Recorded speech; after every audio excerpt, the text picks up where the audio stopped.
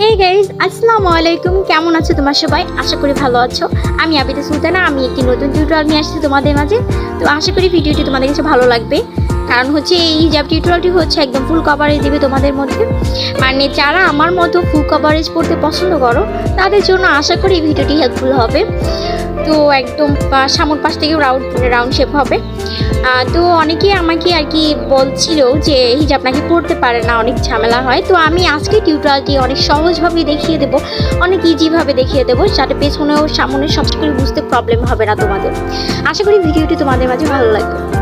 তো চলো ভিডিওটি বেশি দেরি না করে শুরু করে দিচ্ছি, লেটস গো। তো আমি এখানে একটি শিফন হিজাব নিয়েছি।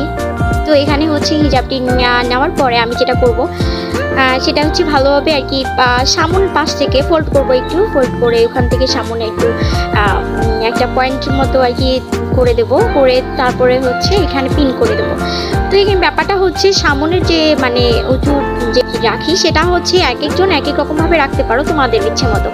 কেউ গোল দেয়, কেউ হচ্ছে ইয়াভাবে দেয়। তো এখানে আমি একটা কয়েললেস পিন ইউজ করব, আর এখান থেকে একটা পয়েন্ট করব, উপর থেকে পয়েন্ট করে এখানে স্ট্রেট পিন দিয়ে সিকিউর করে নেব।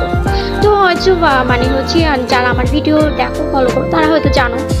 তো এখানে আমি স্ট্রেট পিন দিয়ে সিকিউর করে নেব, আর ভালোভাবে সব জায়গায় ভালোভাবে পিন আপ করে নিতে হবে, যাতে কোনো ঝামেলা না হয় পরে যাতে আবার খুলে যাওয়ার সম্ভাবনা না থাকে, এরকমভাবে সিকিউর করে নিতে হবে, ঠিক আছে।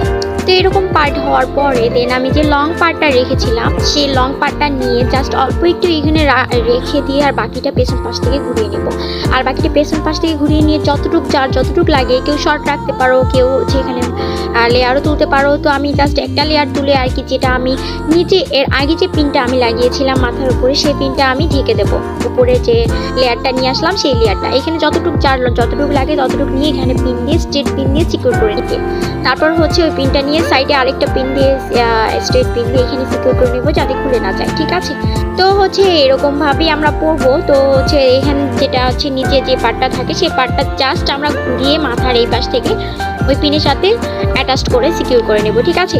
তাহলে কোনো এলোমেলো হবে না।